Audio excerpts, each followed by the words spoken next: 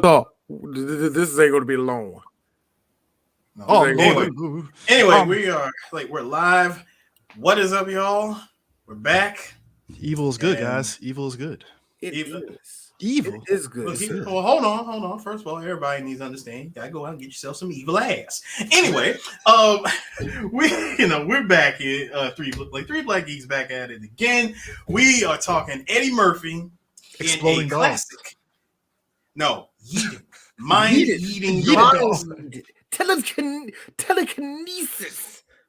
I realize mind-eating dogs into rivers. I realized watching Vampire in Brooklyn. When we first did it, Eros was in Japan, and I realized we leaned more on the comedy of the movie. But upon watching it, I can count on one hand the comedy moments in this movie, and the fact that the majority of the movie is something that Dee mentioned, that there's a lot of exposition. It leans more so on the urban horror front. That's something that if you ever get a chance to, there's a documentary called Horror Noir, which talks about black horror over the years and movies and stuff. Really good. Really good. I was about to say it's really good. Give it a chance. Give it a watch, especially if you know nothing about the 70s. Yeah, blaxploitation. Yeah. And to Wes Craven's credit, when you get past the comedy, there is something there that you're interested in when it comes to the lore, because just like in Blackula, they lean heavy on black vampires in the Caribbean. Yeah, basically, which I thought was fine. Any connection to the old country and black people. That's what you really want to get the connection. How can we mix the world of vampires and black people? And everybody do go through Caribbean, either they're Haitian, they're Jamaican or some shit like that, which is there's got to be a reason why. I don't know why. But I'm fine with it because I think it's one of those situations where I like how this movie, they describe the fact that explains the Bermuda Triangle and why people were disappearing, because vampires were killing them, basically, which I'm like, all right, makes a lot of sense. All right, cool, fine. That's fine, because the Bermuda Triangle, beyond just this movie, it's always used as a plot device in a lot of like supernatural movies. And I like stuff. how they always say that the Bermuda Triangle swallows ships and like planes. Yeah, I think Rocco's Modern Life did try to make the Bermuda Triangle the best way. Did the Bermuda Triangle in the cruising? I think it was the cruising episodes. Yeah, but I guess I gotta ask you, gentlemen, something. Just diving into this movie. Yeah. I was drawing a lot of parallels to stuff, rewatching this movie again. Off rip, in the opening, did anybody else recall that scene from Ghostbusters 2? A little bit. When the Titanic showed up. In what kind of way? When the Titanic comes show up, it's like, I mean, yeah, same spot. So I'm saying it's the same spot. Same spot. Yeah, same spot and everything. It's like the same spots, same little Harvard look, It crossed my mind for like 2.5 seconds, though. I mean, come on, you got a comedic duo. You got a comedic duo there of John Witherspoon and Kadeem Hardison. Is it racist to say Trevor Belmont is whipping? Okay, stop. Brian, go home. I mean, I'm sorry, what? Let me see that again. Let me hold on. Yes. Anyway. I mean, to be fair, Trevor Belmont was whipping some black spooks in the Castlevania series, so the fact that he killed a black vampire. Don't add to the racism. Look, we had talked about this on the last episode, man. Racism is at an all-time low in terms of it really having a kick to it. So, hey, why not? Hey, Chris, you can't pull my words against me, all right, man? You can't pull my agreement. This is the stock market. Racism be losing motherfuckers money. All right. But I mean, technically it is losing people money, but but nah, I would say this about vampires. We always see vampires turn to bats. This is probably the first time I've seen vampires as wolves, and I don't know if that's the shapeshifter. That's the first time I've seen that. That's the first time I've seen it. This is the first movie I've seen that happened. I don't know any other movie where that happened. Here's the thing: wolves, dogs, owls, bats, and rats were like the creatures that I know that vampires can turn into. Wolves just sounds weird because they're enemy. I don't know how the wolf thing go.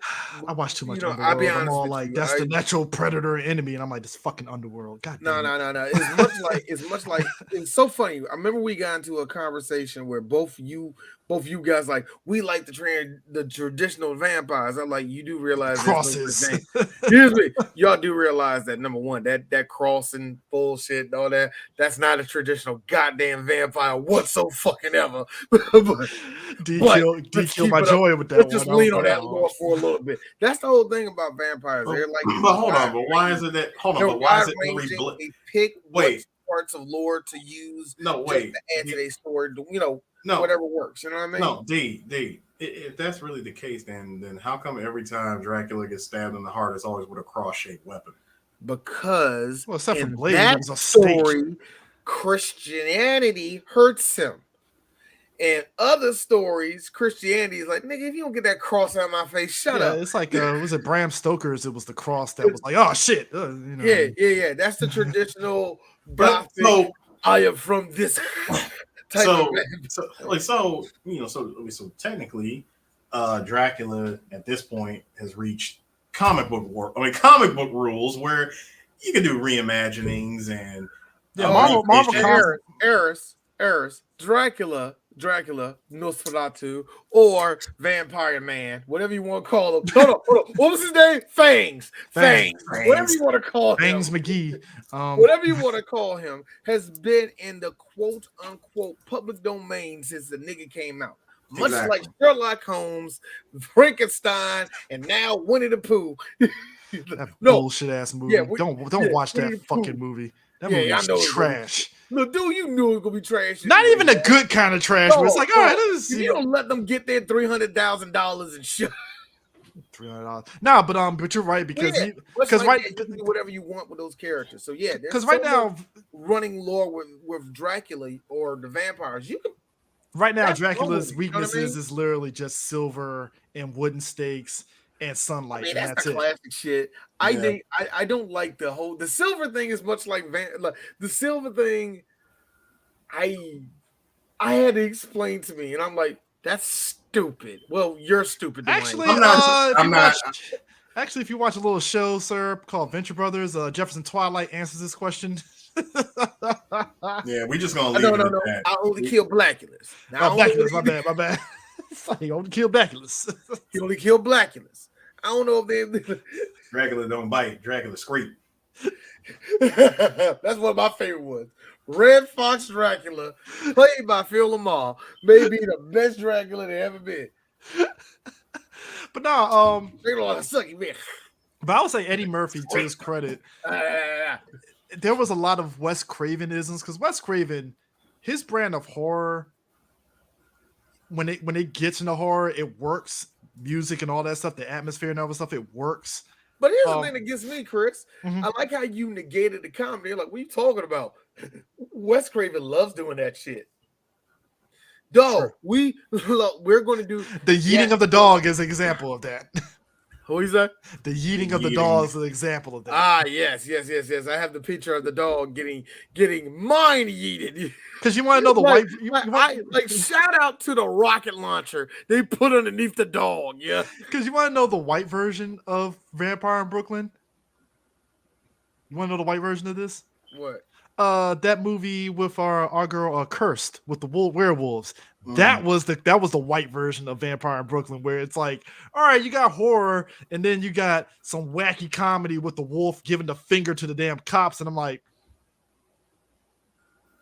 okay, Wes, of course you did that. But here's the thing, Wes Craven has always had this thing where he'll do horror and then there'll be like comedy in it. If you ever see the original, what is it, House on the Left or whatever it is? Yeah, Last House on the Left. Yeah, if you ever look at the original of it, there's a scene where you see these motherfucking hippies about to get killed, and all of a sudden you're seeing the mom and dad eating, like making a pie. They're like, no, and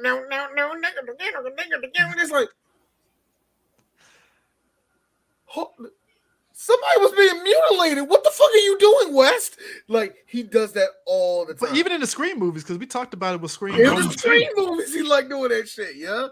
Look, and I'm making an announcement right now. We're doing Nightmare Before Elm Street this year. Nightmare Before Elm Street. Nightmare on Elm Street. Jesus Christ. Fucking movie. Anyway, fuck that. Anyway, but yeah, we're doing Elm Street, and even in the Elm Street movies, come on, man. Come on. Johnny Depp getting ate up in that bed is comedy today. Oh, no. Eric's your favorite part. When homegirl got her ear licked by fucking Freddy. It's like, is that rape or not? I don't know. Oh, no. At this point, no. It doesn't even matter. Hey, look. It's a dream. It doesn't matter. It doesn't matter. And also, Chris, Robert Englund Freddy, we can't prove it.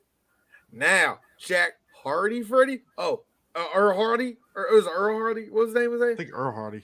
Is it Jake? You know, whatever. Jackie Earl Haley. Earl Haley. Yeah. Jack Earl Haley. Yeah. He's a child toucher. Yeah, burn him.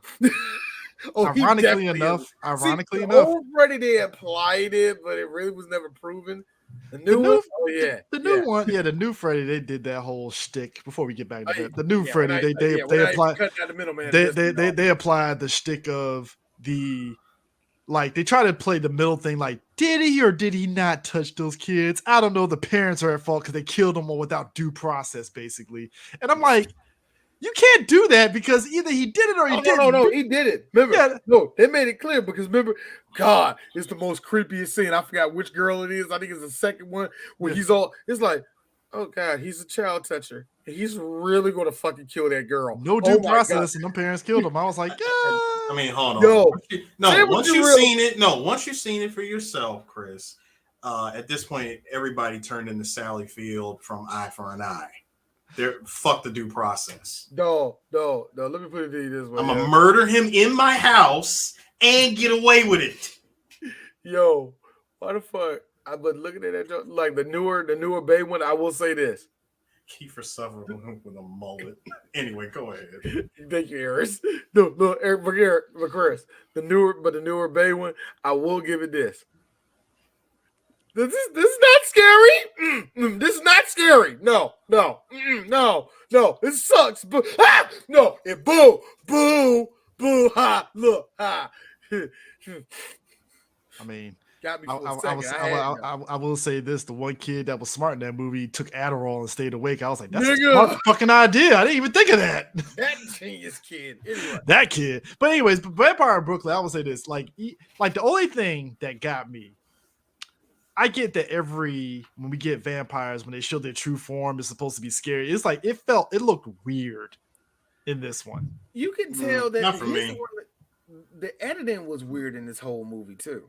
Editing was weird. The pacing was kind of spotty at some points, but as far as the transformation when we see Eddie Murphy, Max turn into fucking Scary Wolf when he turns into like his or what I like to call him activating level 3 X Factor vampire, where where his face gets like 2 times bigger and shit. A part of me thought to myself, all right, did y'all just contact Rick Baker and say, hey, the shit that you did for Thriller, can we get an Eddie Murphy version? Can we just get that? I mean, now I will say this, Eddie Murphy. Yeah, just ridges. But make him look like Homeboy from Star Trek, but we're trying not to get sued. Eddie Murphy played a very convincing Italian. I will get that. That was perfect. Perfect. No. Let me stop you. Let me stop you real quick. Was the whole thing with the Italians in this just blatant 90s racism? Is it racist to Italians, sir? No. They're white. Hear me out. Eddie Murphy took over he took over one of the Italians, plays an Italian hitman named Guido. Yeah, yes it is. Hold on. At the very beginning of the movie, when Kadeem Hardison is getting chased down by the mobsters. Sorry, the Buttons, if you will. He's getting chased down by the Buttons, right? Mm-hmm.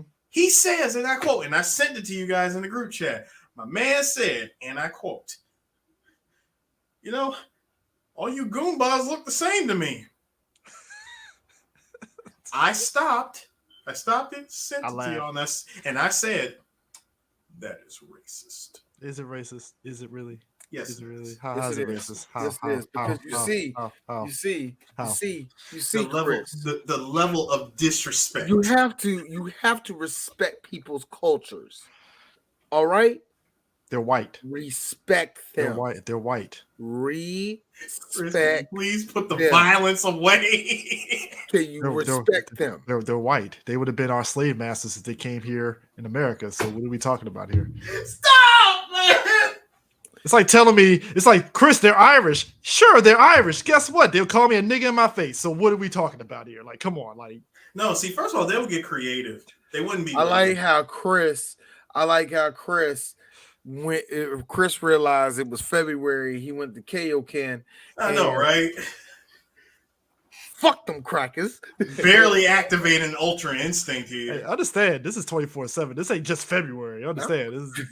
Like, yo, I'm looking. We got fucking Chris Farrakhan over here. No, not that crazy, but oh my brothers, why y'all still coming to work? I mean, since you already said Chris, it, sir. You I smell mean, good, man. It's the new soap I'm wearing, brother. I mean, you know, you might as well This say is it. facts. I mean, you know, the name is already there. Already got the name there. You see it, CJX. Let's go. Let's go. But nah, that whole scene, that shit looked like the shtick from what was it, Delirious, when he was talking about Rocky. That's where he lifted it from. Like, oh, you cool, you know what I'm saying? It was, but it's fucking hilarious because, like, understand, like, yeah, the fucking nigga's gonna get it for me. Because like, you want me your fucking moog. Because here's the crazy part. Excuse me. You just seen Rocky. Look here, little itty bitty white man. Get your ass back in your IROC Z28. IROC Z28. Take your ass home. Here's the crazy part. I've been rewatching Sopranos, and it's just as fucking egregious to black folks that I barely remember that. But the fact that there's a whole season dedicated to them really like going racist on black folks, I'm like, oh shit. Oh yeah. God damn. Because, because here's the thing. I like how Italians are the only one that will admit, yeah, there's a couple of fucking black people here. Yeah, I call them fucking nigga. You fucking live with them? Like Italians to their detriment with this, they go ham at us. Consistent at least. Fuck, you know. Hey, look, real talk. Africa versus Rome. I understand it. Hey, that's old beef. I get that. Y'all want to be us. Y'all take everything from us. Hey, I remember you. You beast fuck Nikki. Hey, no, real talk. Y'all want to know some history? I'll tell y'all some good black history, right? Here's some black history. The Romans spent, and I am not bullshitting, they had spent at least 60% of their fucking time as conquerors over everybody, losing battles. But here's the thing they were good at. They will lose and then copycat the living crap out of you and then beat you. So, oh yes. These niggas didn't know how to sail, right? And you know what they end up doing? At about half a year later, they had a fleet bigger than the people they were fighting. Yo, they are some copycat ass niggas. And I thought to myself, that's how white people are. They can copy, but they cannot create. But but go back to Black History Month, y'all. Go back to the movie. Going back to the movie. Continue, Sue. There was Hey, Chris started it. Yeah, and I'm deading it. Now, listen. After... Yeah. Shut the fuck up, guys. You brought up history, D, and... We're grounded, God damn it. And I thought of something. Yes, sir. At the very beginning of the movie, when Maximilian does his exposition / narration, telling his quick little backstory of what brought him to Brooklyn in the first place, I remember him telling the story of how he became the last surviving vampire, right? It was a whole heap of them before. Mm-hmm. And they went to the Bermuda Triangle, did some things, wreak some havoc, cause some damage. But then there was one part that just stuck out to me, and I said, y'all some weak ass vampires for you to get rolled by by the people in the Bermuda Triangle, you being the last of them, Eddie. So that's what I'm saying. So what? How much did your race of vampires suck? What happened? Like, no pun intended. So what happened? Like in World War II, y'all what happened? What? No, because you think that's what got me about bunch of y'all die at sea. I can only assume it's like that. I hate to pull it from the last season of this Castlevania season with Trevor, where we see the villagers, they raid the vampire camp during the day, and you remember that one that had the actual full suit that can cover them up. That's the only way I could see them ambushing them, and during the day. That's the only thing I could figure. That's literally the only thing I could figure out. They ambushed them during the day somehow, and Eddie got out.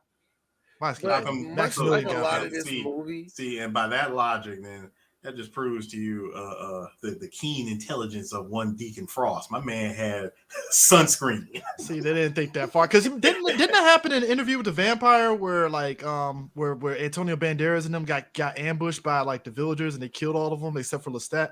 Something like that. That was at the end. That was like at the. God, fuck. It's been a while since I've seen it, but I remember. I'm getting a lot of vampire shit, because it's like clashing in my brain right now.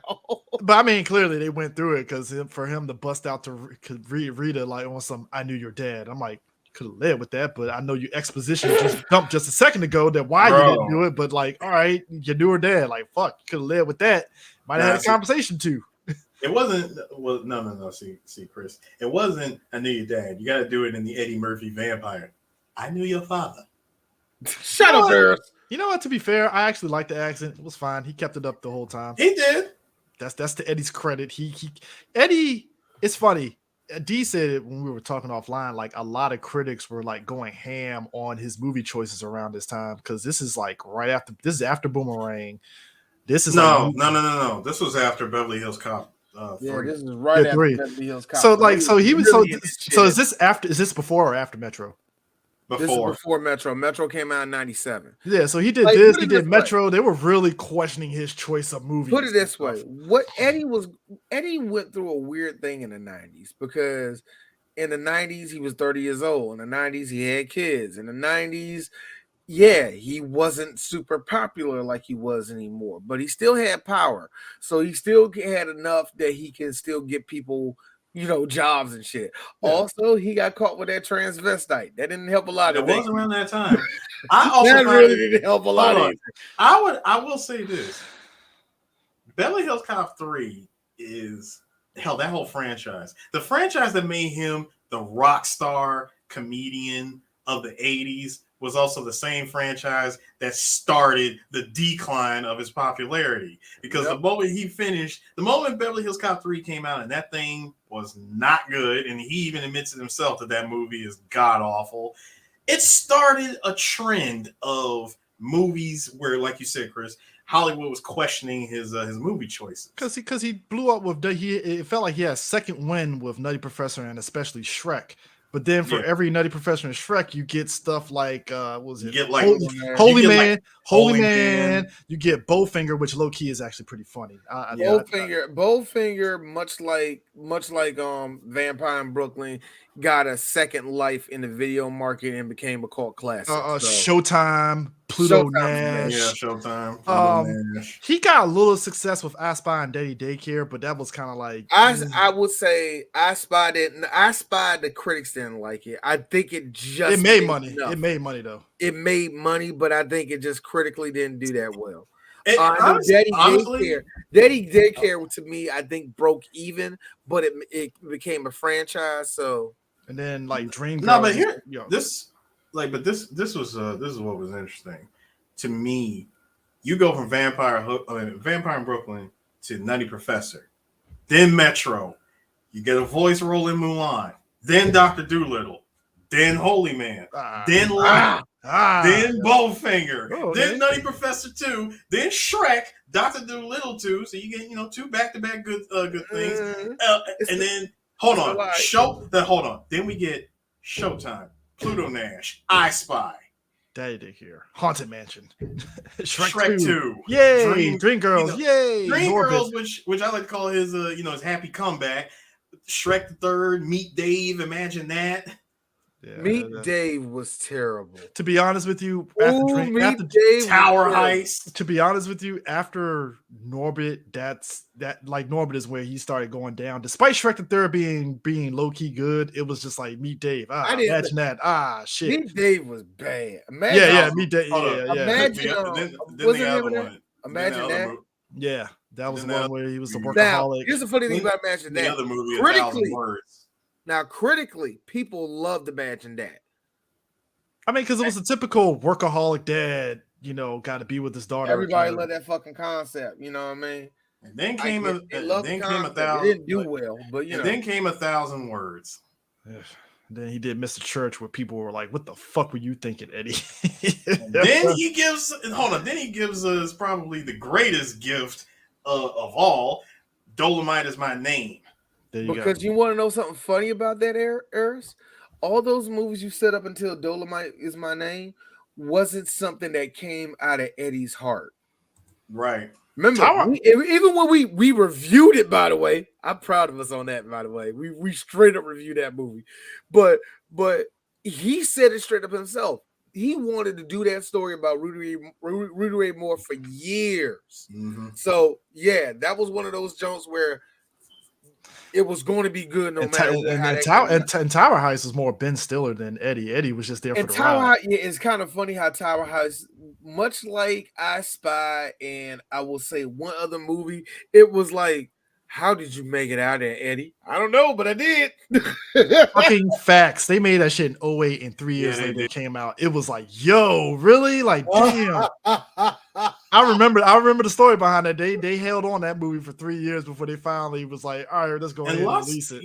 And it's funny because lots of movies are like that. Like, remember we said the same thing about my favorite, one of my favorite release hell movies, Mind Hunters. Made and ready to go in 2003, didn't get released till 2005. Cleaned up on my favorite one. My favorite one was Jason X because that got hit. That was supposed to come out on Halloween. Didn't come out until April in Germany, and then it came out in America in the summertime. Hey, I think it's amazing. These are amazing. Vampire in Brooklyn. I love that. Vampire in Brooklyn came out Halloween weekend in October. Guess what? Another movie came out that same weekend in '95. God, I don't know. We say this movie all the time, dude. You're gonna laugh your ass off. What? Powder. Same opening weekend. Same opening weekend. I was supposed to put Powder on the Audible list. Thank you. Now I remember. Came out the same weekend as Vampire. Like, I want people to understand. Vampire in Brooklyn and Powder basically tied for first opening weekend, but they didn't get number one because guess what? The big whimsical movie that came out, Get Shorty, was huge. Nobody was touching Get Shorty. Who knew? Get Shorty to me just sucked the dick of the critics the right way. Have you seen it, Travolta? He's a mobster. He's a mobster that does things, and it's like. Okay. And got to do with Hollywood. So gentlemen, they love shit like that, man. Gentlemen, real quick, because I don't want to volcano high this podcast. No, we don't. I wanted to actually. I would say that's actually more of a House Party 3. Oh my God, we did not talk about House Party 3. Anyway, go ahead. No, I wanted to ask you guys. So, in the process of making this movie, yes, sir. Did they just forget to, I guess, give a balance on the durability and powers of Maximilian because they freestyled it? Because how is it that he's here to find the daughter of said vampire, and yet he's running out of time? I was going to ask you. They didn't. Hold on. You have eternal life. You have eternal life. you give said eternal life as it is shown right here. But yeah, you're running out of time. It's one of those things where they couldn't figure out like what story they wanted to tell. So the idea really of like, because like Maximilian could have easily just kept doing his Lestat vampire, that shit the whole time. Sorry, I'm actually looking at Angela's titties, but go ahead. I mean, right here you can tell he's about to pull the Midnight Bliss from Darkstalkers. He's going for it. This guy. Oh God, you're a nerd for that. Yes, I am. Yes, I am. Fucking dork. I am a I'm a nerd. Okay, you are little Eric. You truly are a 3 black. Thank you. That's the crazy part, man. What's weird? There was a lot of rules that didn't connect. Look, that's the problem. See, Eris, and that goes into the doggone editing. It was so choppy, and then what part? Like here's the thing. Oh, her girlfriend, Nikki. Everything about her. Like, wait a minute, why are you outside? Wait a minute, you just let that nigga in your house? Wait a minute, but guys, I thought she saw Justice leave. Why does he do? But guys, despite all that, D, the most realistic aspect of this movie. Yeah, you're gonna need a roommate if you live in New York. So that was at least realistic. That is realistic.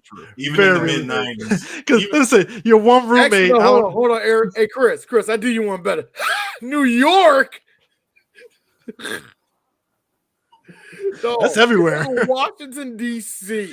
Hold on. If you want to, no, looks like a destination point for all of us because we can't afford this place. Hey, Eris knows this. You probably see this too. Shouts to all the transplants that come to DC. You tell them, well, if you want to be cheaper, live out in the suburbs. I want to be in DC. Fuck you. I'm like, it's time to help you out and save money. My bad. Fuck. Come to DC. Come to DC. Can't find a significant other though. Hey, Eris. I want you, Eris. Listen to me. I want you to apologize to all the many single blurs that can't look inside themselves and know that they are trash and want to change what's good with them. I need you to forgive I need you to go this day. I'm sorry, because you know what, they listen to us too. And you know why why they sit at home lonely listening to a podcast and not going out getting laid or some shit like that. They listen to us, and we're there for them. Sure, random girl that listened to us who was a lesbian, you could be out there getting your stuff ate out, but you're here with us with 3 men. Look at your life.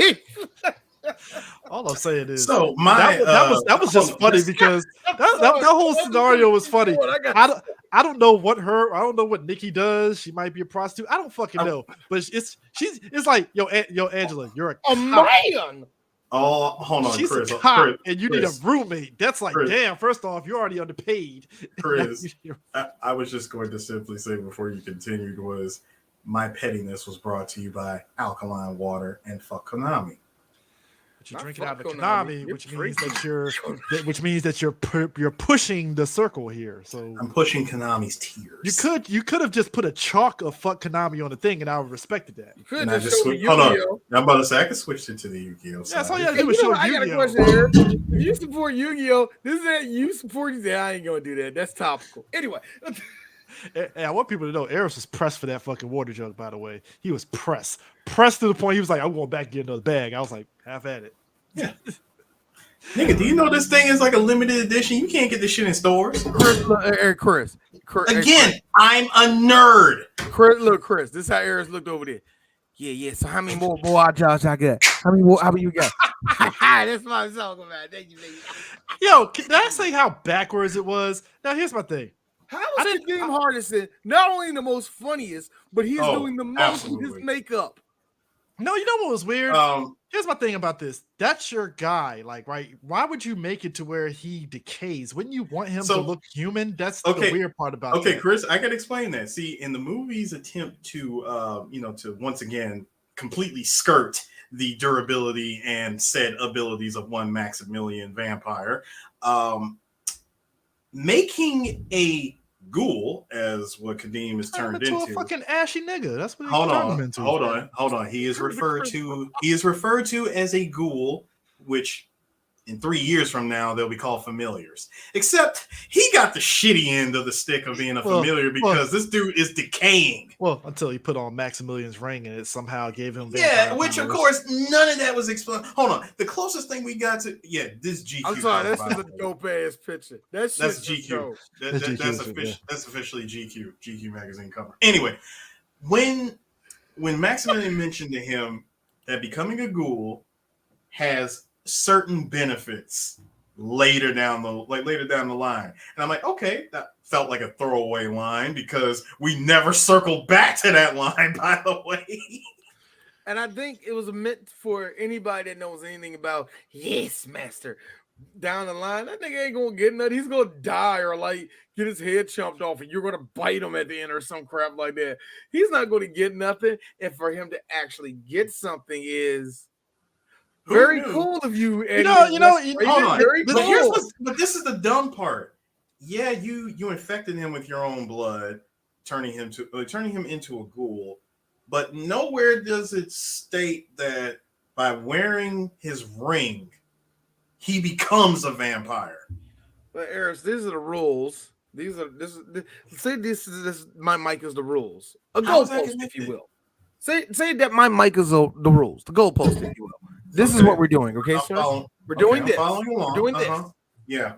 Just gonna move it all the way over here, okay? Yeah, we're gonna move it right along. Yeah, it's going back here now. We're doing with the rules. We're circling them until it's comfortable for us. Yeah, that's and then somewhere, because this is Max, the goalpost just yeets.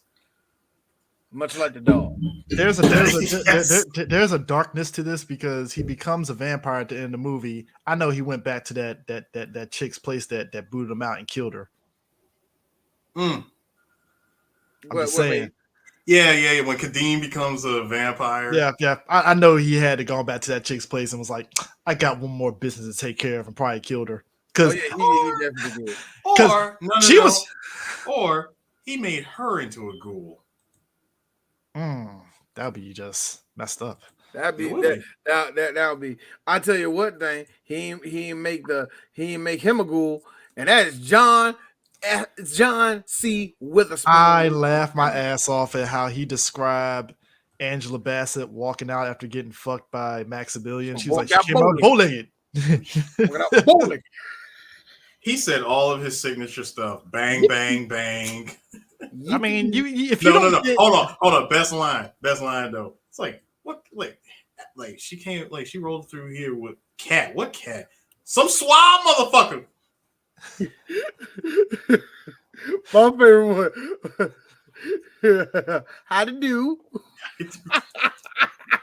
How to do? We good?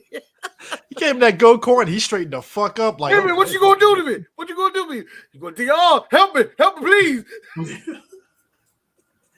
John Witherspoon, honest to God, had no business being the funniest person in this whole movie. Low-key, floated in Eddie Murphy's circle for a minute. Him, Robin Harris, all those guys, certain guys just swam in the same circle, and it's kind of cool that John Witherspoon, and you can tell John Witherspoon and Charlie Murphy, they stayed close to each other throughout their careers too. So it's just that's cool as hell, man. That when you really look back at it, John Witherspoon was in a lot of shit, in a lot of roles. Real talk, blessed to be in, because holy shit, man, that's why I love John Witherspoon. He's just everywhere, man. Especially when you need him. In this movie, him and Kadeem Hardison, really, because we needed more. We really needed more. Gets me, though. We needed more of them. Yeah, I know, because this movie, it really didn't know if it wanted to be horror or it wanted to be a thriller or it wanted to be it's definitely called a dark comedy. That's what I give it that. But the thing of it is, again, I can count on one hand the comedy moments because everything else is thriller horror, but it's exposition thriller horror. And that's the best. And that was the best part too, Chris. The movie goes from like you said, you can count on one hand how many comedy points, and then it just takes a violent shove out of the comedy. He kills a white woman who makes the most flattest of fucking jokes about racism and shit. Yeah, kills her. I'm like, First of all, when she says I have pepper spray and I'm not afraid to use it, and then she tries to sympathize. Solidarity. She tries to, yes, goes for solidarity, and she says, "But I understand the Negro race." Like, lady, shut up, miss. I would have voted for Obama 3 No. times. What the hell, man? Ma'am, please. I really need for you to stop with your "I live on the Upper West Side" ass right now. Okay, Madam, listen to me. Look, everything about you screams on Lena Dunham's mom. So I'm just going to just. First off, sir, don't mention Lena Dunham. Just like, yeah. I'm sorry. I said Lena Dunham. I said Lena Dunham's mom. I'm sorry. That wasn't a big ass fucking fat ass cow. There we go. Now I need you to do me a favor. I need you to go ahead and listen. I need you to do me a favor. I need you to go ahead and let Truffles be free, because I'm about to take a chomp on your exposed neck there. Let me tell you something. Truffles. This is gonna sound dark, but I thought the scene, because first off, Max is smooth as shit, because Nikki, very smooth. Nikki and him hit it off immediately. What made it funny in a way is it went from them having like hard, passionate, fuck me hard sex, and she says, "Let me see your face," and I'm like, "But y'all, okay, see your face? Like, was it pitch black? You couldn't like use your night vision to see her?" No. That was some good old. I'm about to bust a nut and I want to look at you in my face. Wait a minute, why you biting me, nigga? Question. I was just like, why do you want to see his face? I don't know any chick that wants to see your face at night here. I'm just saying. That's deep. I'm not. Well, night vision here? Like, I don't know. I have a question. Not that person. Listen, I have a question that I really need to ask that I'm afraid nobody would even dare ask. How did the blood come out of the keyhole? See, what it was is... You got all the answers, Christopher. I know, right? See, what it was is... Do tell. See, what it was is... He had her bent over in front of the door, doggy style. And if she said, "I want to see the face," is because he had her bent over and she was trying to turn around. And he bit her, and then blood went through the door. See, there you go. That's how it happened. The accuracy of the trajectory of said blood. See, I just answered my own question why she said she didn't want to see his face, so that makes sense now. So he had her tag him from behind. See, this is why you talk things out. Hey, I feel like Columbo right now. Got one more thing. Right, I got a question. Well, you had sex with her. There was blood in the keyhole. So how was it possible? Like I would think if I was the one making love to her, I think I'd be against the wall. But that's me. You'll have a good night. But my thing is this. Hold on. And you know for a fact that the bed was way against the wall. The door. Hold on. The door was a smooth 5 feet away from the bed. Blood money shot. There you go. Stay right there. I'm going to get your face. There it is. Whoops. Blood. Stop. It's bad enough I was watching. What was it? Always Sunny, and Danny DeVito mentioned TD Boy, and I was like, stop. I'm going home. No, but what made it rolling is how. Watch this. But you know what's funny? You know what's funny though? I like how Rita was low key fucking jealous of Nikki getting fucked that night. Like, how dare this chick getting personally? That was mostly because who she thought was getting. Yes. Shout outs to a 1995 Angela Bassett. I'm just gonna say this. I'm not gonna say young Angela Bassett because let's be real, she still looks the same. She still looks the same. She looks exact. I would say yes. Her face is not as smooth as it used to be, and yeah, she's getting the milfy forehead thing going on that black women get. But oh, I would say this. Aging All right. extremely gracefully. I mean, I would say See, this. that looks like her now. Yeah. No, but I would say this. I'm a fan of Strange Days, Angela Bassett, which was before this movie. So Yes, sir. you know, But I would say real, this. hold on. Real Hold talk, on. Angela Bassett, CCH Pounder, and Alfred Woodard.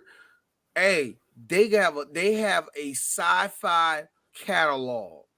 They are good in it. Hey, Alfred Woodard being with Picard in First Contact, sci-fi horror. Those three eat. Especially CCH Pounder and RoboCop 3. So wait, gentlemen. I gotta go back to this real quick.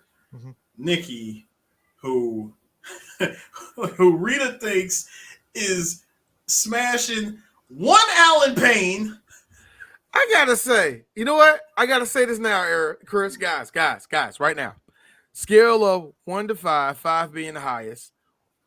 What level of beige is he in this movie? About a 4. I give him a 3. I give him a solid 3. He's simping. No, but so he's is G Money 5? G Money would be a 3. No, you're wrong. Y'all are very wrong. See, watching this movie, this is something that you see a lot in anime. The two of them have clearly not just have chemistry, they clearly have feelings for each other, but don't express it until it's too fucking late. Ah, yes. Point out something too. My man, look, I'm believing of a lot of actors that can be physical. Stop it, Chris. I knew you were going for this. You mean to tell me this motherfucker was pulling out Green Ranger spin kicks on Eddie Murphy out of the fucking blue in dad jeans? Bugle Boy jeans? Chris, stop. See, shut up. You stop it right now. Because you stop it right now. Listen, I will not have you on Black History Month. On Black History Month, I will not have you bad mouthing Alan Payne and his stunt double Walter Jones doing spin kicks on not dark enough, because that stunt double was not even dark enough to be Walter Jones, my dude. You ain't lying. That stunt double clearly had a good shape up.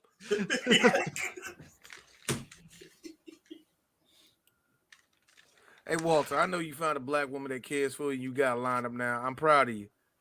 2 years strong. Forgot who you really are, nigga. 2 years strong with a good lineup. I know who you really are, nigga.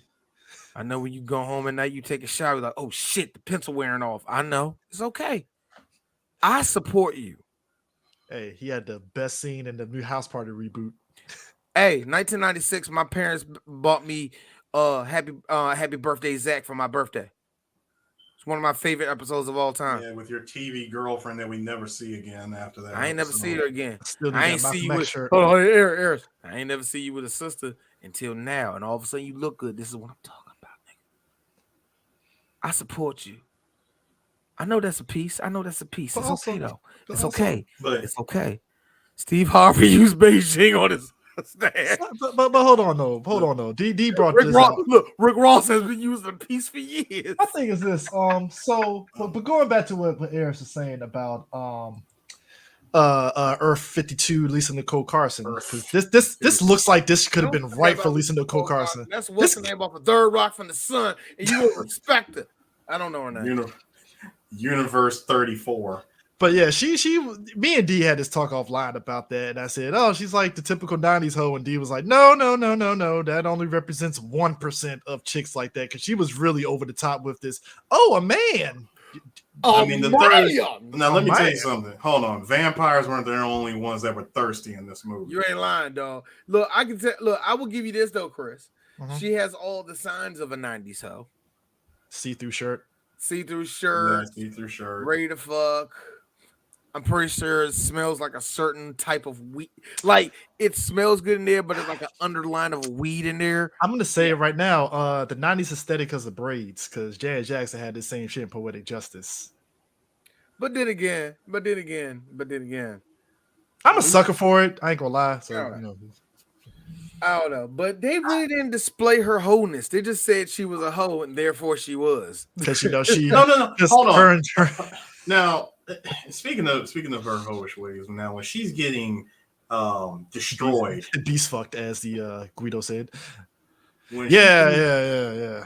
That's another when one. When she's getting what somebody has said, the scene with her and Max, clearly a Bible Black scene. Oh yes, it was. Shut up. When that was happening, right? We get to see a side of Rita that we don't normally see, and that's artiste. Yes, pure artiste. She was painting her ass off. She unknowingly basically painted Nikki after getting killed and hanging at the top of whatever building in that area and stuff. Apparently because connection you have for her having some weird power of spiritual. Well, she's half vampire, half human, so she gets the, I guess. See, but that wasn't the only painting. Like, she's had like other paintings that she's done. I know, but it's kind of like whatever. But hold on. Movie was in a hurry. Wait. See, but that first time that she painted that image of the girl wrapped in bed sheets and being hung, she thought that was herself. Because remember that first time she hallucinated, she had that dream. Open the casket. When she opened the casket, and the first time she opened the casket and saw the freaking vampire dog, and eventually saw Max. But no, the other scene, the other nightmare of hers, when she was walking home, the door gets broken in. She was like banging on the freaking elevator door. The door opens up, and it's her. Mm-hmm. Yeah, that freaky. This shit kind of her parents shit just reminds me of the shit from the Castlevania show with, Dracula has a wife and the people didn't like her and they burned her at the stake, and that's the same shit Max tells her, where it's like, your mother went nuts because your father sacrificed himself, for her, and she went crazy. And I'm like, why would she go crazy if like he died? Like, I get it, that should love your life, but like, come on, man. Like, because Chris, I can answer that for you. First of all, she died with a broken heart, not from going crazy, but from an honest to God broken heart, because her lover who gave her Rita, decided to pull what would be in the 2001 video game Devil May Cry, sacrificed himself a la Sparta, being the last vampire, and sent Maximilian off to find the half human, half vampire. You went a long way for that reference, Eris, but I did, and I really don't care. But it's the truth, though, because think about it. It's the same thing. It's the same thing. It's the same thing. But I remember hearing that on American Dad where somebody said yada yada yada yada yada yada. Went a long way for that reference, but thank you. Shout out to I'm gonna mess his name up. Zake Moke. He played Dr. Zico. He felt like the typical, like, all right, this is the black Van Helsing. This is what the movie's telling me? All right, cool, I'm fine with it. He's black. He's black. He is Black Whistler. Even though I'm saying Van Helsing, because this man was like, I got this wooden stake here. Look, here's what you're going to do. Real talk. I know what he was supposed to be and all that. I felt more of that vibe from the villain in Predator 2 than him. I'm sorry. I was waiting for him to talk to Justice, and all of a sudden he busts out some chicken bones and throws it on the ground or some shit. Smokeless fire. Max, come for you, boy. Something like that. No, hold on. Did you like how he changed his tune up when he came to him with the paintings and he said, I need your help. Oh, things have changed. I'm sorry, yo. I need like a mini series of him and King Willie in a room just talking. King Willie and Dr. Zico having a conversation, doing a podcast. Take a drink for every time them niggas say dread. Big wild ass blunt. I'm sorry, King Willie and two. This is dread, man. I'm sorry, my man sat there and really threw some chicken bones on there. I'm like, fuck the director for that shit. First off, like, chicken bones, like, All right, here you go. So what is my motivation in this? So this is what you're gonna do. You're gonna take the chicken bones, you're gonna ride them and throw them out there like some nigga. All right, you ready? Get ready. Every time I think of that, it's like, wow, we really were in the gutter when it came to just characterization. Wow, yes, we were. Yes, we were. And you know what? It's like we were in the gutter. We really were. This chicken bones. Yo, real story, y'all. Oh yeah, throw in Mr. Sims from Tales from the Hood. Oh Man. God, real story. I remember I was in the 8th grade. We was watching Malcolm X, right? And Delroy Lindo's character showed up. Now you know Delroy Lindo's character in there. He's Jamaican. Yeah. One of my white friends said, There were Jamaican people in America at that time. To be fair, that is a question that no. I would have asked that. No. I can't do it. Hold on, D. I can't do it myself. Eddie, help me out. Thank you. Thank you. There's a reason why D got this picture. I need the Max face palm. Mm-hmm. I mean, you know. Oh, speaking of which, that scene, by the way, is quite hilarious. Because I like the editing in that scene because I got confused. Hold on, can I talk about the setup? Meant shit in that scene. Set that up. All right, I gotta set up the scene for y'all. First of all, when they go meet Dr. Zako, because they're getting clues about these dead bodies from the boat. Still on that case of the boat mystery, right? They're when they go to talk to him, they're waiting for him to show up. We get random Cobra because, hey, why not keep wild ass, like exotic ass animals, behind a glass? And it's not Florida this time with wild animals. Right. Crazy. It's not Florida. It's not Florida, but it's a hole in the wall. A hole in the wall spot club in New York. Yeah, it's like yo. I'm pretty sure that spot's a hookah bar now, but First off, hey yo. First off, Eris, stop. It would be a hookah bar. You all right?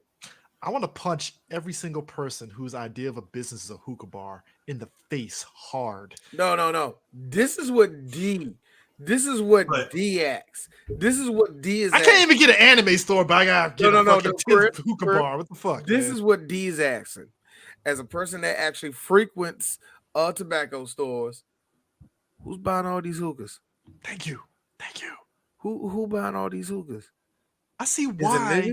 Is it y'all? Because it ain't. I don't think it's niggas. I see why PG County. I got a hookah, but I barely use that bitch. So who's buying all these goddamn hookahs? I see why PG and Montgomery County folks are pushing back on like, hey, why is there hookah bars, liquor stores, and this at every corner? No, hell no. Yeah, we see what y'all doing. You ain't about to block. You ain't about to own the whole block. We ain't stupid. Yeah. Look, we ain't stupid. Hey man, keep that look. You keep that blunt store there. Yeah, keep the tobacco store there. Yeah, but all the rest of this can go. But you're right though. The Cobra is like, yeah, like the setup with the Cobra finding its way to Rita, which Maximilian is, let's be real, Max is controlling all this. Dumb young me thought that was Max in disguise. Me too.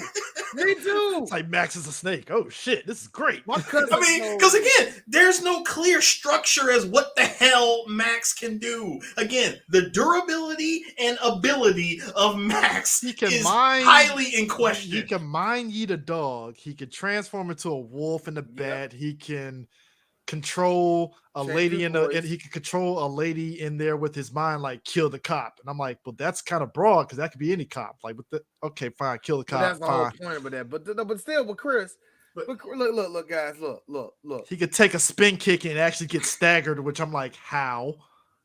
And he can eat punches though. He eats punches like a champ. Not see the future to see a woman carrying a big ass staff to kill him with, but whatever. Dr. Zico blinded him. But no, I mean, they can't look down. They gotta look forward. So you got, you got this Cobra that's about to sneak attack her, and then Max, boom, appears. Now, again, very smooth, and I know who the killer is. He does this whole monologue of he knows who the killer is, yada yada yada, and he does what I believe Van Damme would do 2 years from now in Hard Target. just pull the freaking cobra, and yeah, he set that whole thing up. I like the how the whole, man. I like whole how thing was a setup, and then the snake no, was like, "I'm so You know what I sorry." like? You know what I like there? This never happened before. Go ahead, D. You know what I like? Good accent, by the way. You know what I like? Rita. Thank you. Rita, I like that you stayed there. You could have easily walked away from that whole situation, but you stayed there, shocked and afraid. I mean, any other sudden movements that would have been like, ass. The second I saw that cobra, I'm like, you can backpedal.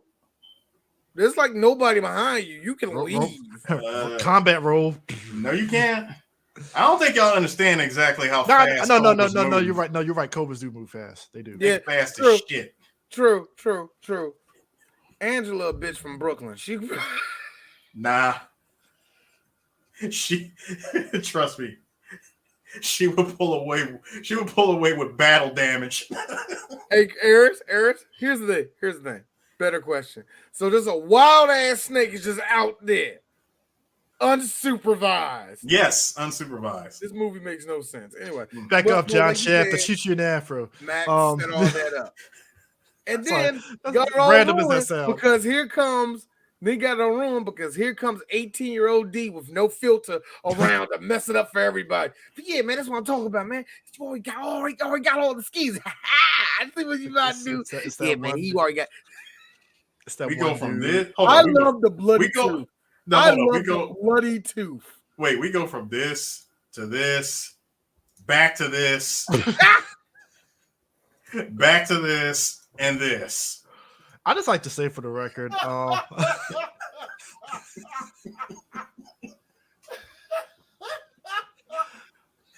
like to say that Kadeem Hardison's character doing that is the exact reason why I stopped hanging around people, my coworkers from the military, because God, they will run their fucking mouth, won't they? Because no, it's like they see you talking to a chick,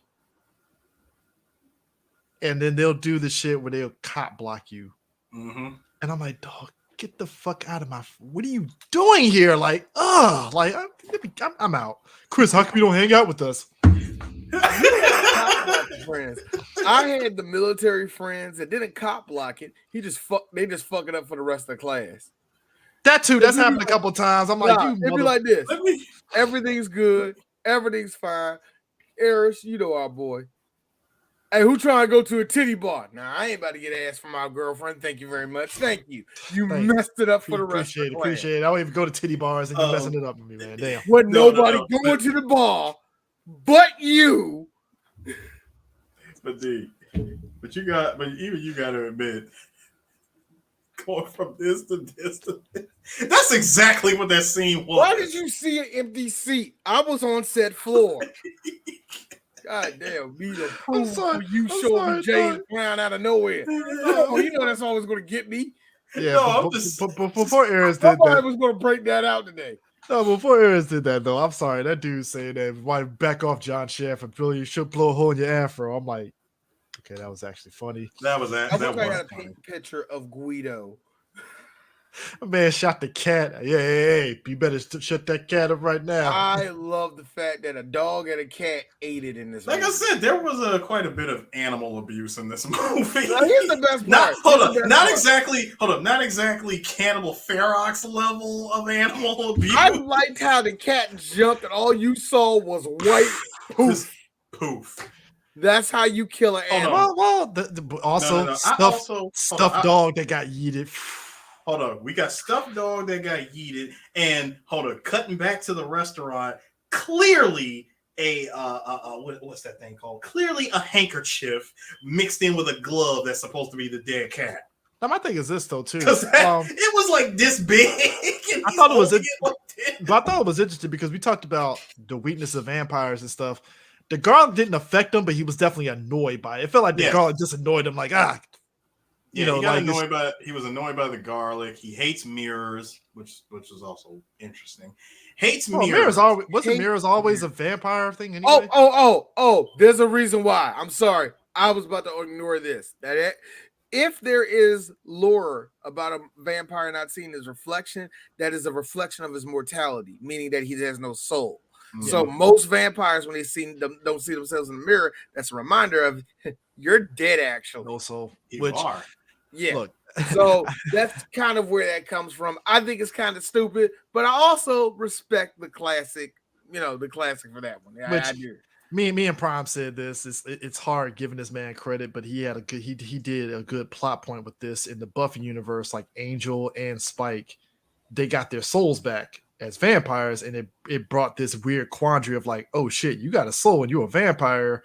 You're definitely going to end up coming to conflict of like, is it morally right to kill and all that shit versus you just a vampire, no soul, you just going to kill, which I thought was interesting. Kill primarily for survival. Yeah, and that's it and stuff. I thought, again, to Josh Whedon's credit, that was actually an interesting twist on it. So when you think back to this movie with vampires, it's like Eddie's just like, I kill you regardless. I don't care. Like, whatever, you're dead. Yeah.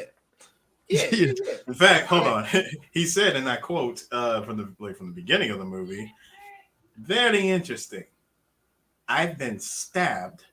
I've been broken on a rack. I've been burned, but I've been hung, but I've never been shot before. It's very interesting. Tickles a little bit. Ooh, tickles a little. Next time, put a little heart into it.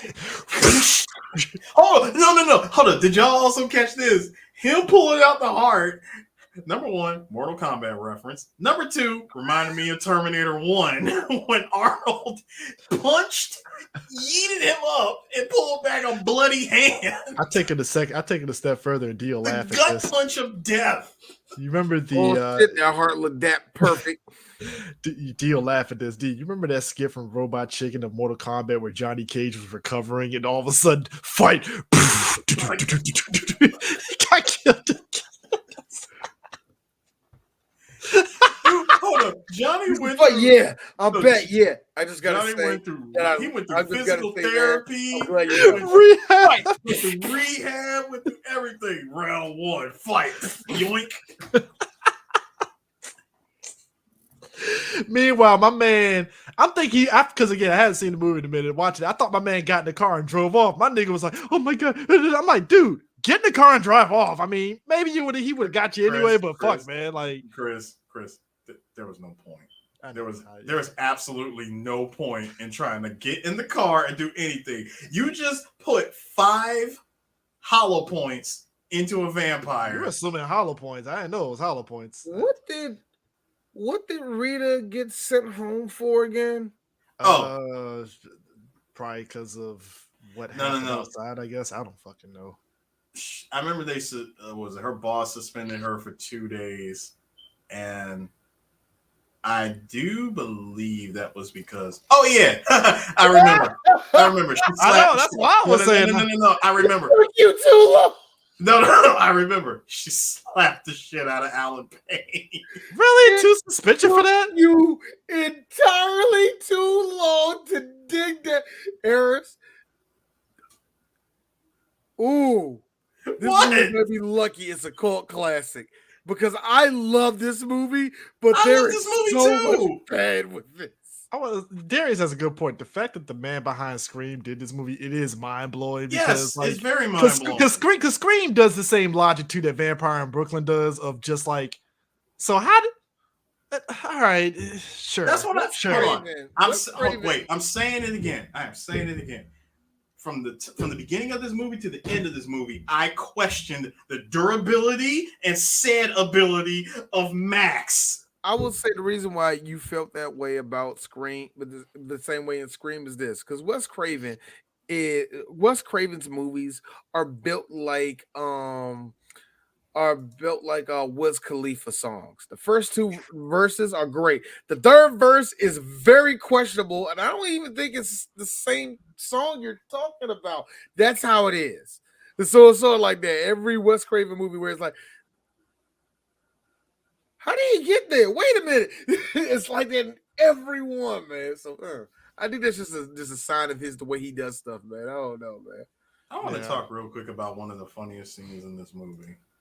Eddie Murphy meeting Eddie Murphy. Well, you knew Eddie Murphy had to break out the good old Eddie Murphy. That was alcoholic preacher. Alcoholic preacher. I love the Al Sharpton R. Sharpton all over this. When he R. got Sharpton. when he got into the church and said, "God damn," That's right. I died. You knew that was coming. God damn anybody. I want to be in this hot ass church. Now come on. Now the thing of it is that whole scene of him saying evil is good and all that stuff. Evil is necessary. Why is evil necessary? You know, just all the way. And the thing of it is, he does it in such a way. I'm not saying you believe it, but you're like, that kind of makes weird sense. No. The best. Hold up. I'm gonna tell you this. Wait, In the real quick. Right. The best line. Rita, pour her heart out. I think I'm going crazy. Well, that's good. I mean, it's good to get it out. That's what I'm saying. They won't put them aside here.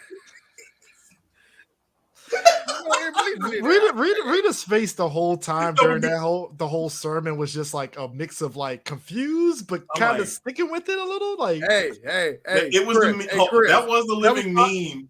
That was the meme of when the villain actually makes a point.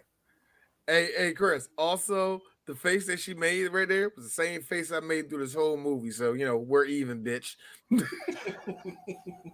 I looked at it like, ha ha. And then, so, dude, this was Max when he finally banged Rita. Now, I got a question. Was it turning her into a vampire or was it banging her? It was. Okay. Oh, no. Right? Nope. Wait. I was turning her. I got you. The connection. The connection. No, this is what's dumb. This is what's really dumb. See. The cross. She's already half vampire. Yeah. Remember, she was born from that of a vampire. Uh-huh. All Max did, again, question. All Max did was, I gave you eternal life. So by biting her in the neck, by biting technically another vampire in the neck, you.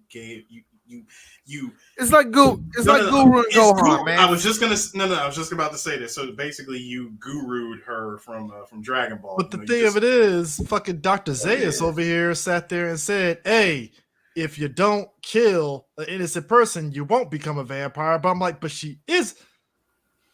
She's got eternal life. Movie. And figure it out. Hold on. She's either Blade or she's vampire. Vampire. Which is it? Bring her vampire power. Basically, he brought. Hold on. This basically what happened to Rita is what happens to Blade and Blade 1. The thirst was taking over, and by her bite and by her getting bit, it unlocked the thirst. Whoa, no. First, gotta rip that cross off her neck. Yeah, took the cross off her neck. So wait. Suppressed it. Wait. You're right. The cross suppressed it. Hey D, remember this line? Doc, turn off my pain inhibitors. So remember, that's what that was. Because remember, he's in up there doing the fucking step, side to side with Rita and shit, and then he rips the fucking shit off her neck. Yeah, you gotta look. And also, you gotta say, take off the cross and bite her. She can get bit on neck anytime. You know what? I'm surprised. Hold on. She fucks with niggas from the 90s. That would have become a thing until about 2001. And I'm also surprised that Max's hand didn't burn by touching the damn cross. Well, that's why he ripped it off. Remember, he just just grabbed it and yeeted it. Yeah, so you know it's and the fact that he kept it in. Hold on, the fact that it stayed in his apartment that whole time. Yeah. I mean, well, that apartment that went from looking like a fucking Beirut to nice ass fucking apartment and shit. Like, goddamn, like just that. But like the final scene, like I said, my man was doing fucking Tommy Green Ranger spin kicks, and Max is stumbled into a fucking wall. I'm like, but Max, you ate a punch just like 2 scenes ago. Like, that's the thing. That's his That's his questionable superpower. He can eat punches all day. He ate a steak to the stomach. Wait. Yes, he did. Also, Chris. But do the freaking Green Ranger roundhouse kick and the Liu Kang flying kick. The forward LK. Do that shit. Stop talking. Fucking Lee Dungaree jeans and shit. Dungaree. Hey, you can't bust them. Pretty sure you can when you're wearing size 30. I show my age on that. Ooh. Ooh, there are niggas that are born my year that don't know what I just said. I'm sorry. No, I'm sorry. Alan Payne did an actual combo in this movie. Now here's my thing though. It's gonna get a little gross here. So was Justice's dick confused and aroused at the same time when he was getting beat by Rita on the ground? Like this because remember they were making out hot and heavy and she scratched the shit out of him and he just ignored it like whatever. By the way, thank you, Chris. Look, all of us are up for getting scratched. Everybody's up for that. It's happened. That's blood, nigga. Yeah, she break the skin. It's like whoa, hey. Like, bro. Either A, you like it like a slave, or B. Hey, look, all I'm saying is that air hits it. That air hits it. My heart on is gone. It's like, oh shit, it's stinging. What the fuck? Like, shit. Yeah, baby. Listen. What the fuck? Hey, look. Listen. Listen. The making out is hot and heavy. I really appreciate it, but right now I am bleeding out. Can you please go in the back and get me some goddamn Bakura cone? Hey guys, I'm sorry. It's time. It's Black History Month. We're black guys. Some Neosporin. Hey guys, I just forgot. We're black guys. No, we're black men. Alcohol, nigga. Let's just keep it a bit. Let's just keep it a buck. We don't feel that until after we bust a nut.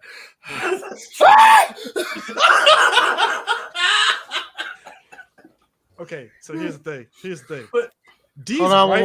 Why are you on the floor? You. D's right. D's right. Because I'll say this: I had a situation that happened where I accidentally, you know how like you accidentally stub your toe in the corner of the bed. That happened to me, but like it didn't hit. It didn't hit until like after I was done, and I walked to the bathroom. I'm like. Again, hold on, Chris. So what you're telling me, Chris, is after you were done, SOP was offline. Nigga, hey, have any of y'all been sick? Have any of you been sick and you do it? And you like, oh man, I don't have that chew. Nose goes from clear to stuffy as soon as you fucking done. Like, shit. Just do a line of wasabi. Oh god. Man. Japanese cocaine errors. Doing line of that shit. First off, I seen Steve-O do it. Don't recommend. 0 out of 10. Second of all, I don't know what. I ain't say inhale. I didn't say ingest. I just say smell it. Look.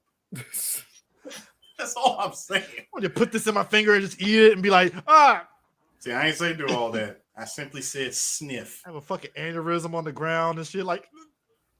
You can breathe though, nigga. I got a question. You let a nigga with that type of head beat you? Oh yeah. When the S curl, when the S curl was going out of style, and he had that black man 5 o'clock shadow. Like, don't shade, nigga. You gonna have some fucking black marks. Look, hey yo, still got the hamburger meat behind that shirt. I'm about to say, y'all do not understand.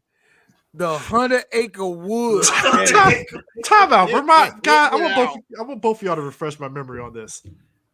Did Alan Payne have that much hair in Jason's lyric? Yes, he did. Yes. I don't remember him having that much hair in Jason's lyric. Nigga. One of my favorite jokes. Nigga. That was the geek in that movie, okay? Because I see that hair there, and I'm like, that's a lot. Hey Chris, one of our favorite jokes. Yeah, girl, I saw Jason Leary last week. Yeah, but you saw Alan Payne that? Yeah, I he was sexy, but his booty was on him. I know that afro was afro. Because I know New Jack City. And then she proceeded to take out many things out of her titties. No, wait, hold on, Chris. You just said he was starting to have the hair on his chest. No, it was pretty much already there. Alan Payne Did you see? You saw him and Wesley Snipes playing basketball in khakis. All right, stop. No, whoa. Eris, think about that, Eris. No. Don't you dare say yes, dress pants. Khaki. No, real talk. Think about that. Black guys wearing dress pants. You guarantee one of them wearing silk drawers. It's 90s deodorant that gave out 4 hours ago, they're playing basketball. They're playing basketball. Hairy chest. Good. Basketball and Stacey Adams. Dress shoes, which I know they're some y'all young kids hurting. Let me tell you something, y'all young kids. The way y'all granddaddy smell, Guess what? We smelled them niggas when they were playing basketball after church wearing cologne playing basketball. Hold up. And they were playing, and that was a hard ass game of 1-on-1. Dog. The niggas was playing 21. That's a lot of huffing and puffing and sweating. Like you foul me. Like man, fuck that shit. Check money. Let me tell you something. Their feet were barking by the time they got home. That's The champion of like 13.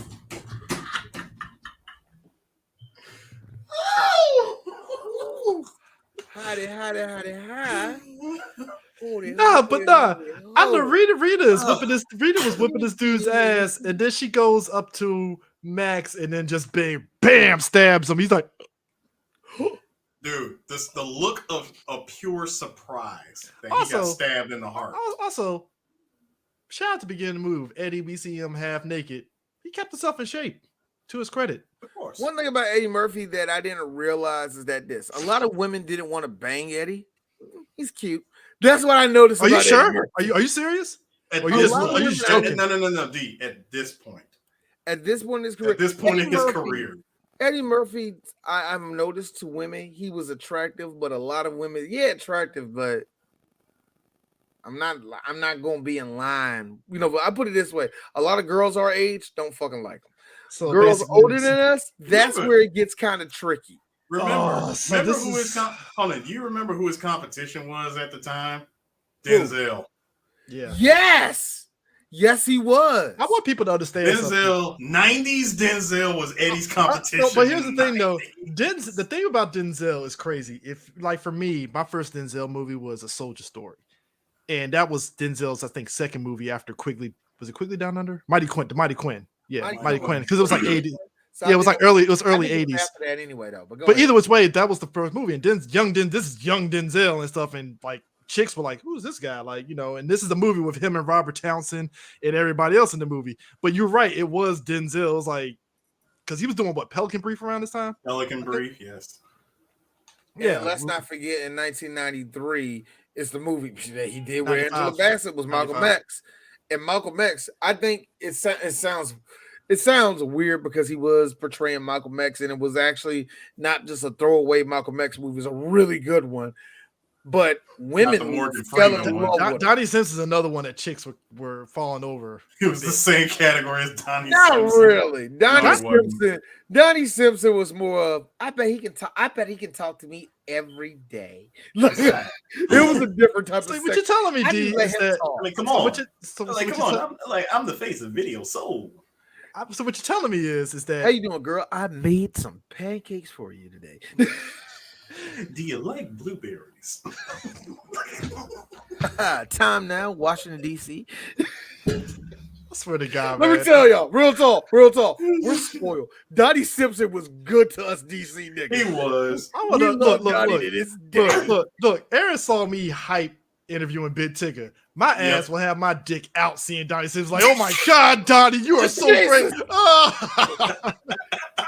Jesus. All hail the king of Washington, D.C. by way of Detroit. Donnie Simpson. Donald Simpson. So what you're saying is, D, is that the Green-eyed bandit himself. So what you're saying, the King of Azeroth. What you're saying is, no, go ahead, Chris. BT. So what you're saying is, D, is that Eddie Murphy in '95 was getting the same shit that I hate to say it, Jonathan Majors is catching right now from women. Yes. Oh, hold on. Minus having a civil rights face. Also, I feel Eddie so Murphy, bad for that man. I feel so bad. And you forget, look, hey Chris, you keep on forgetting. Back then, Eddie Murphy was also caught with a transvestite, which was super bad back in the day. Yeah, because that fueled. Funny enough, that fueled the him and Johnny Gill shit. Mm-hmm. Yeah, I forgot. Fun little thing also about that. A little joke I heard about that. Somebody said, "What about that time Eddie Murphy with that transvestite?" I thought, but he was caught with a transvestite, and he had a lovely time.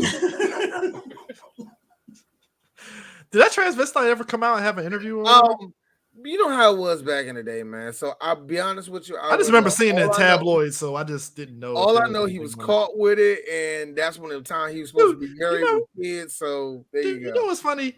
Eddie Murphy and Hugh Grant. Lie was he was just giving the transvestite a ride home. Hugh Grant's another one. I think he was. Hugh Grant's somebody he knew. Come on, it's L.A. It was probably somebody he knew. But here's the funny part, right? Hugh Grant around the same time got hit with a prostitute, and Hugh Grant, to his credit, he owned it. It was like, well, it was a prostitute. No. Hugh Grant had two things going for him. He's white, and number two, he had this going for him. Well, I do believe I'm very sorry for what I've done. But I do believe that prostitution was actually allowed here, but I brought so much attention to it. Basically, everybody's like, Hugh Grant had the ability to stumblingly apologize in British. Yeah. Eddie Murphy. Eddie, you was caught for that trans. I was like, yeah, I knew this nigga. What you talking about? It's like, all right, then. How's that new Nutty Professor movie? Hey, yeah. You know how Eddie is. Hey. Actually, nah. Charlie comes look, out. This is LA in the mid-90s. At least two of your friends are transsexual. Charlie told his ass he shouldn't have just let him go alone. Nah. I feel Charlie is like Bernie Mac. Hold on, real quick. You know, it was a 90s transvestite. So, you know, like, what about you? Well, first off, me and Eddie. Okay. Much like if there was Fruity to keep driving the car. Okay. I don't know how crude this will sound.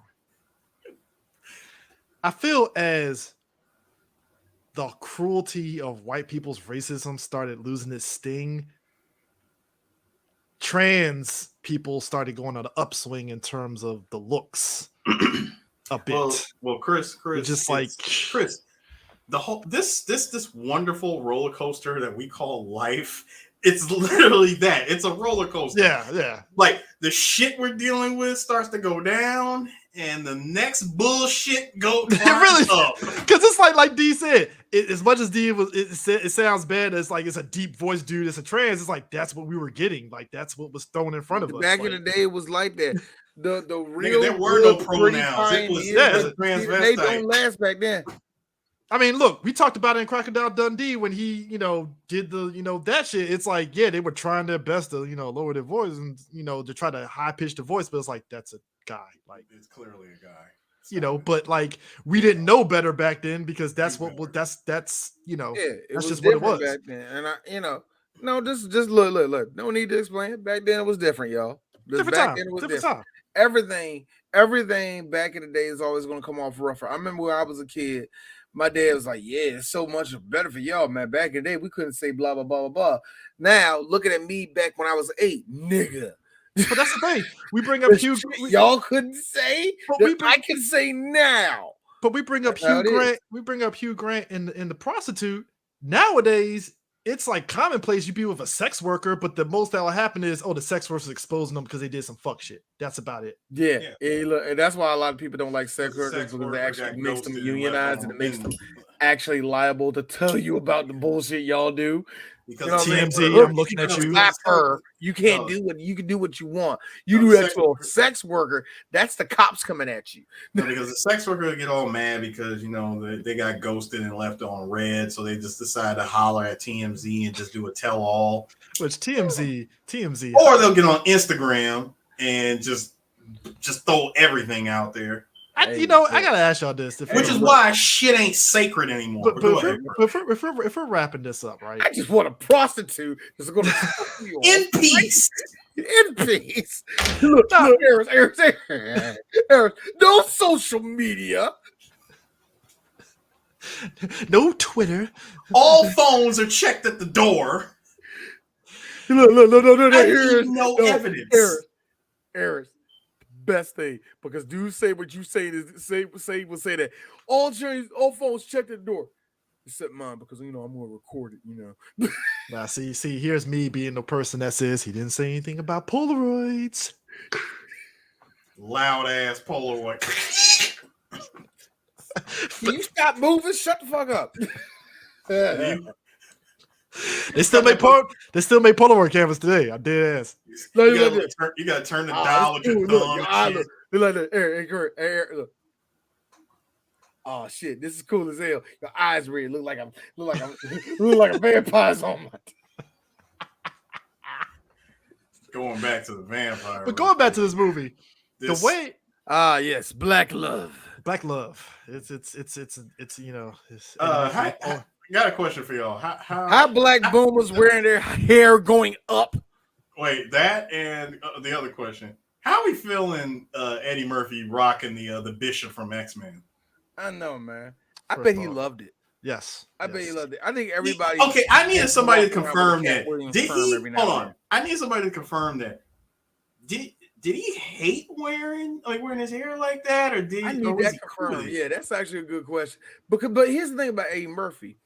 He loves that crap. He loves wearing makeup and everything. Yeah, he does. So I think he probably would have loved it because Eddie Murphy's one of those dudes. Every time he puts something on, I got a different character. I could be a different person. So I'm pretty sure he loved it. I could have sworn he hated it.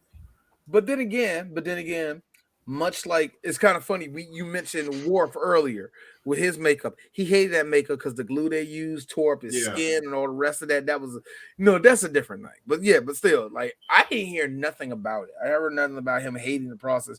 Maybe hating to sit for 3 hours because that was 3 hour makeup on one. I have it confirmed. So Rolling Stone interview 2011.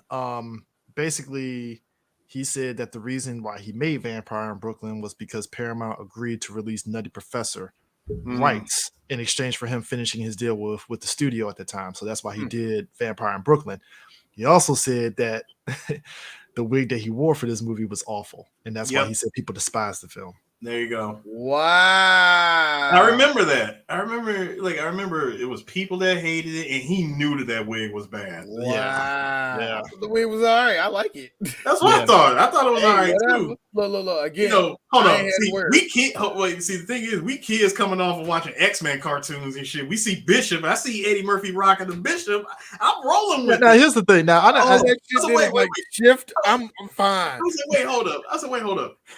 There was a vampire rocking the Bishop. Let's go. Yeah. Oh yeah. Tevin. Yeah. Before I go to finishing this off. Yeah. Devil in the Blue Dress. That's the other one that came out before this. Yeah. So Denzel definitely was in competition. But let me ask y'all this. So the way this movie ends with Julian becoming the new vampire, do you think the studio was maybe circling doing a sequel, or you just think that was just that was just it was just a good way to end the movie. It's kind of funny. I knew they didn't like the results they got out of this, despite making budget, despite making a good amount. Paramount didn't like the way it came out.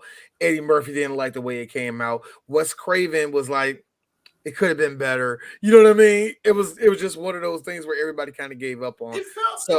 It was almost as if it was it really felt as if the movie was going up against a time clock that didn't even exist. I mean, that's for him, another thing. Now that we know that he was doing, but now that we know that he was doing to fulfill a contract, now everything starts making sense. Yeah, with everything that's happening, because I think even Charlie Murphy admitted like this movie was supposed to be a straight up horror, but Wes Craven came in and was like, "Hey, we need to inject some comedy elements in it." And I think throwing in I think that was another thing too. There was really no set, just idea. You could tell it was what Eddie wanted, what Wes wanted, and then what the studio wanted, and it just too many chefs in the kitchen. Now the crazy part is like that's the thing, because people like, but the fact that people look back at this movie and they are fans of Wes Craven, they go, nice. But you know, but you know what's interesting, because Kadeem Hardis and Alan Payne, they've worked together multiple times. They worked with each other on different worlds and stuff like that. And the thing of it is, like Kadeem, like even now, like because Kadeem, he's getting his resurgence because he's doing a lot of nerd stuff on his YouTube channel and all that stuff. But like he always talked fondly about his time doing this movie because he really enjoyed it and stuff, especially working with Eddie Murphy. Because I mean, let's be real, you work with fucking Eddie Murphy, like come on. Yeah. you know, and he looks back on this movie very fondly, like, yo, I love doing Vampire in Brooklyn. It was fun. I mean, you know? I think anyone who had the opportunity to work with Eddie Murphy, Eddie and John Witherspoon, John Witherspoon, despite how the movie turned out at the box office, they're gonna look back on it fondly and say, "Hey, I had fun. I got a chance to work with this guy and that guy. That's in my history books now." Yeah, you ain't lying about that, man. Yeah, so I mean, you know, you get to put that on your thing that I got to do all that, and on top of that, you know, do you know the fact that people keep bringing up what happened to him at the end of the show? Like, yeah, man, how he turned to that was cool, and all the rest of that shit. It's weird the love that this movie has. I mean, come on, look at this. It's a cult classic. I mean, it's. I mean, guys, what get me is the blade glasses, though, bro. No. Hold on. The blade glasses. The blade glasses. The Daft Punk coat. oh! Funny enough, you know what's funny? I'm sorry. The Lincoln Continental. No, but here's the crazy part about this. That hairstyle he had, he was rocking that. He rocked that in that movie with him and Mark Dacascos. Yes. Yeah.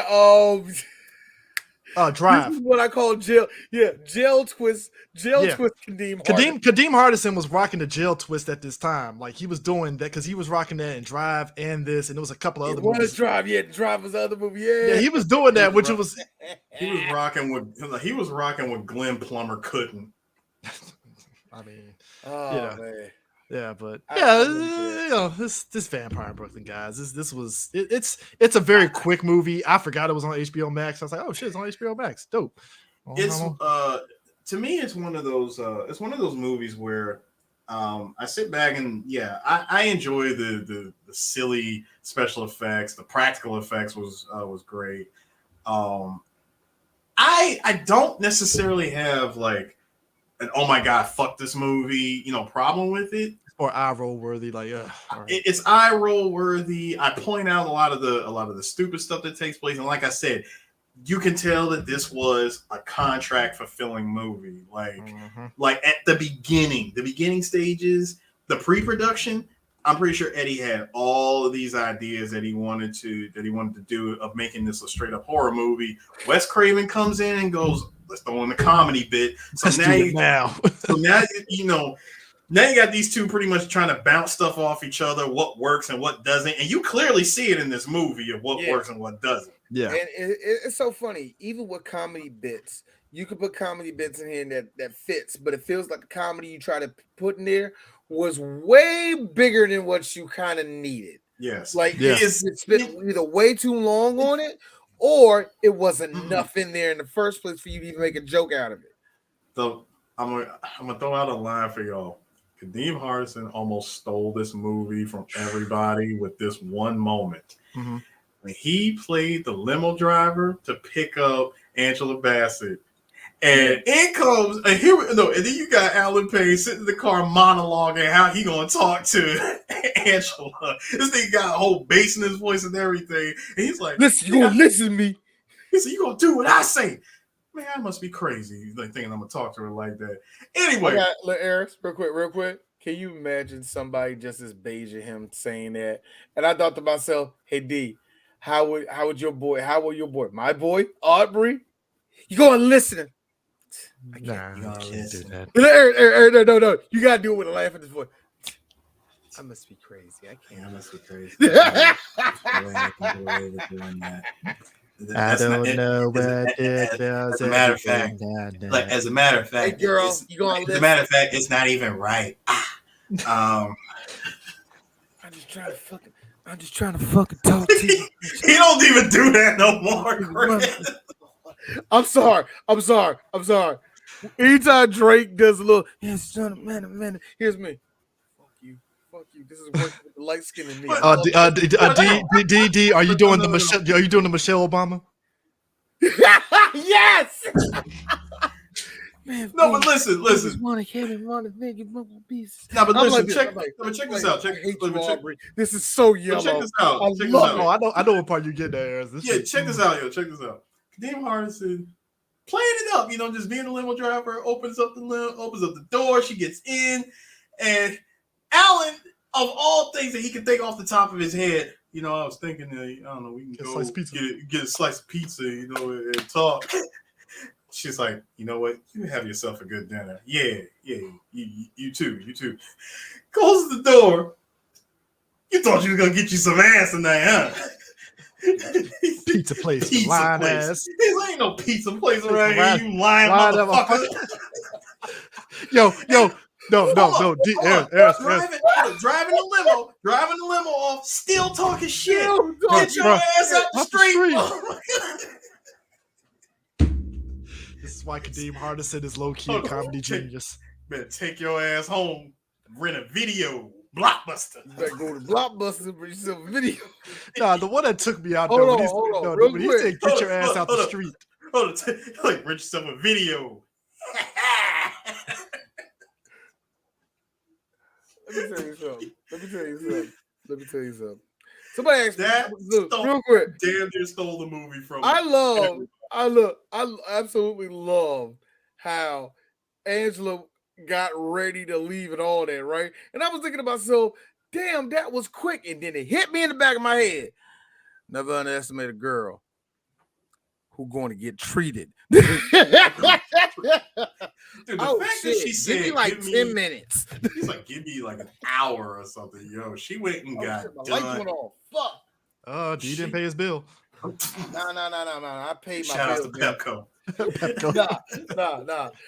That was a shitty. Look, that's a shitty ring light that's been flickering on and off. Oh yeah, Shout got that shit set to motion. You ain't moving, that thing turns off.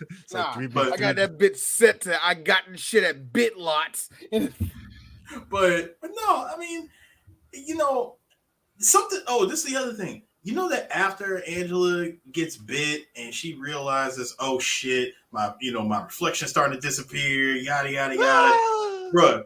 Okay, shout out to the Angela Bassett run. When I saw her running through the streets of Brooklyn, I'm like, this needs to be a challenge on TikTok. The Angela Bassett challenge. It just reminded me. Hold up, hysterical. Keke Palmer to do that. Hysterical black woman, like flailing, running. I gotta be honest. I need Keke to run down the street in her best Angela.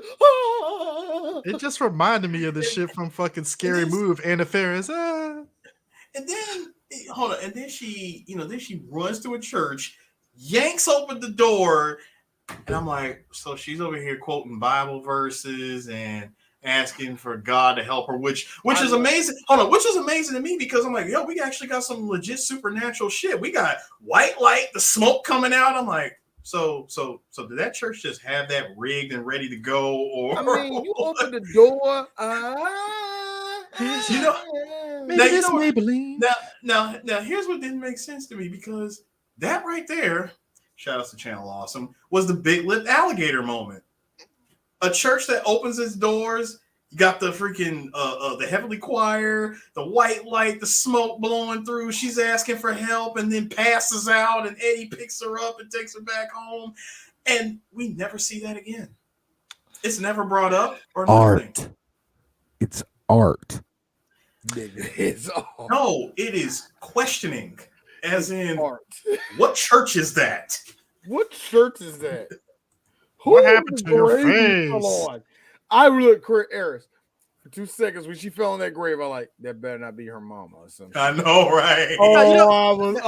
Because you know how even with movies that we seen, you always go, "Wait a minute, nothing stupid happened at this part, did it?" You know what? I will say this about this movie. You know, they used the Paramount lot for the street scenes, but they did film a good chunk of this movie in New York, in Brooklyn, of course. Yeah, which I was kind of shocked because I thought it would just been like B-roll shots and everything had been on that studio lot, but they did film a good chunk of this in Brooklyn. You saw the Twin Towers; they're going to be there forever. It's the home of love and the Shut up! Welcome to New York City. Hey! It's a war going on outside. Nobody's safe from. It don't matter if you 3 feet or 8'1". Hey, Eris, real talk. Shout out to all of you fucking Zoomers for doing this. But what? 2001 called. What do you mean the second tower's down? Shout out to all of you Zoomers for making. Oh, I love that meme. Oh, please. 2001 called. The way There's a third plane? the way teenage Eris and Chris was in computer class playing KOF 99 and saw them Twin Towers. It's like, it's gonna stay alive, ain't it, Eris? Yes, it is, Chris. two semesters later. Shit, fuck off. No, see, you gotta remember, Chris. You gotta remember, I was coming to school that day. I was like, nigga, did you see MJ, dude? Like, his 30th anniversary. That conversation evaporated the moment we were told to watch the news. We really were playing KOF 1 minute, next minute, Twin Towers gone. Like, damn. I had a field trip. I had a field trip up to the Twin Towers a year before it happened, right? All D will say is this: I got in trouble, and when I left, I said, I hope this place burns up. So you pull the paw. So you pull the paw run. If I gotta hear Yamo be there one more time, I want to Yamo burn this place to the ground. Little did I know. Little did I know. Little did I know, Chris. Worker Durka Jihad. No, little did I know when I was saying that to myself. When I was saying that to myself on the other side of the planet. All right, real talk. Listen to me, y'all. We getting planes, right? Yeah. Real dude. Nah, shut the fuck Raheem, shut the fuck up, nigga. This is real, nigga. We getting different planes, right? No, So what happened is you're gonna take one to Pennsylvania. I'm gonna take these ones over here. Now the one you take to Pennsylvania, you're going you turn that bitch into DC, all right? And we're going like hit the White House. I don't care they got missiles, man. We can make it. First of all, at that time, a 23-year-old Salim was watching the news and he just heard, I did not have sexual relations with that woman. All I'm saying is he just happened to catch that and he immediate reaction. There's a movie. No. Immediate reaction. This is haram. Start the plans. See, when white men talk about nothing. Haram.